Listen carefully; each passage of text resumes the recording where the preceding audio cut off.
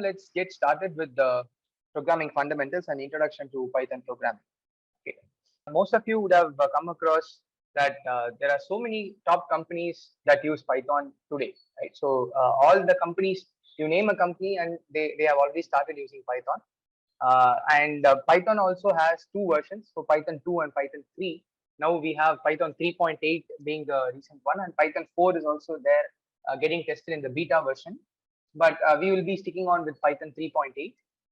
And if you see here, the top companies that use Python, Google, Facebook, Dropbox, Yahoo, NASA.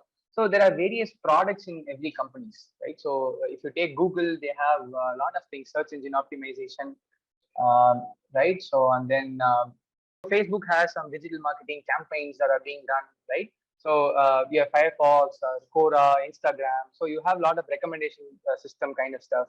So they are all being done by Python, right? And if you take just the role of Python in Google, I've listed down a few of this, but it's not just only these topics, but there are a lot of other aspects as well. So some of the topics where Google uses Python are in the search algorithms, and there are log analysis, and then you have Google Data Python client library, and Google APIs client, and Google AdWords. So if you are into digital marketing, and you would definitely be seeing a lot of ads in Google, right? When you start typing something, the first thing sometimes if they are doing a digital marketing, they will be running the ads. So for the ad campaigns, you have AdWords Python client libraries there, and machine learning. Obviously, you have Google Colab. That's a completely a Jupyter notebook on Google. We will talk about that later. And Google has a lot of robotic related projects, and in all these places they are using the Python. So is the name anything to do with this Python? Well, obviously no. So if you see that this guy, Guido van Rossum, he was the one who has given a Python to us, and he has named it based on a BBC series from 1970s called the Monty Python's Flying Circus. But yeah, there's just a small history and trivia to know. But then this guy, Guido van Rossum, he has given us the Python framework. And why Python? So if you look at the different programming languages, say there are structured programming languages, there are object-oriented programming languages, then there are scripting languages and so on. Whereas Python is going to be used across domains, right? So there are quite a lesser number of languages that can be used across different domains. So one such widely used language is going to be Python. So Python, if you take, you can do scripting with Python, right? You can do a software testing with Python. Web development can be done, and IoT. Okay, there is a doubt, so I'm just pausing. Will we learn TensorFlow and Keras in the course? TensorFlow and Keras you will be learning in either your machine learning or deep learning. I think Saurabh, you can answer that question. Yeah, so it covers in the deep learning. Okay, so in this course, I think the topics will be shared. You can get it from Saurabh. So we'll be looking at the Python fundamentals using the basic data structures in Python, and then slowly moving on to different topics like how do you write class, so how do you use Python for object-oriented programming, and then slowly we'll get into the data science packages of NumPy and Pandas alone, because that will be very much essential when you do the basic machine learning thing. And then when you start learning deep learning, then you may learn TensorFlow, Keras library and all. So I think that that will be the sequence.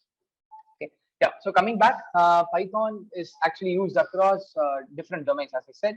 So you can use Python for basic scripting. So scripting in the sense you may want to automate things, right? So your regular activities can be automated. You can even do some email automation stuff with scripting. And then testing is software testing. You would have definitely come across testing.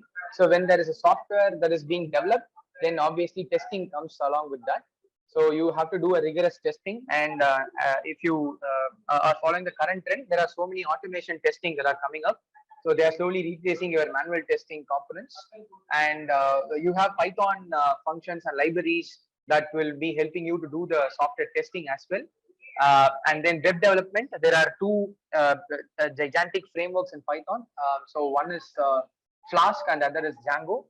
And we will be seeing a few things related to all these things in this course as well, just to give you some ideas on all the methods. And then IoT programming, that is also very state of the art. So it is developing, and so many open source. So basically, it is Python is open source, right? So IoT programming is you would have heard about the sensors. There are microcontrollers like Arduino board, Raspberry Pi, where you have that you deploy sensors in a lot of places, and the microcontrollers will fetch you the data from those sensors to your systems. So once you get the data, how are you going to do the programming? So there will be a lot of libraries for Raspberry Pi or Arduino kind of stuff. So you can use Python libraries for doing IoT program and data science program as well. Yes. So you have plenty of libraries such as NumPy, Pandas, Matplotlib, Seaborn. Okay, and someone asked like about TensorFlow, Keras. So they are all different libraries that are available in Python.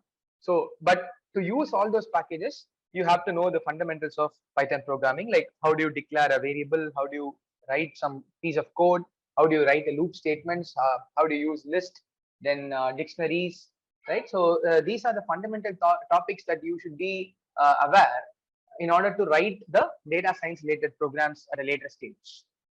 And when you talk about programming, debugging is another term that is associated with that. So what is debugging? So debugging means you just have some errors, right? So when you start writing the programs, and we talked about testing. So as a programmer, you will write the programs, but you may not test for all the use cases and scenarios. So there will be someone who will be testing your code and then tracking down the errors that are available in your program. So basically, what is a program in the first place, right? So you have some input with you, right? So you have some process to be defined, and then there should be a output for that. That is what is a program generally, right? For example, just take the initial level of adding two numbers. So in this case, the process is addition of two numbers. So you have the input being given as two numbers. So you give two numbers as the input. Then there is a process called addition. Then you get an output. So this is what is a program, right? And the programming generally, I'm not saying it is error prone, but in the sense that we may, when you talk about a bigger complex kind of programs, we might sometimes lose out on different use cases and scenarios. We only say addition of two numbers means just 5 plus 4 equal to 9. So your program might work there. But then if I give some numbers like 15 lakh, 75,000 plus 38 crores and all, sometimes the programming that you might use, so the variables you would have declared might not be able to hold such a big number. So you will be getting some errors in case of those big numbers being given as inputs. So there will be people who will be doing the testing for you and then tracking down the errors. So that is what is called as a debugging in programming.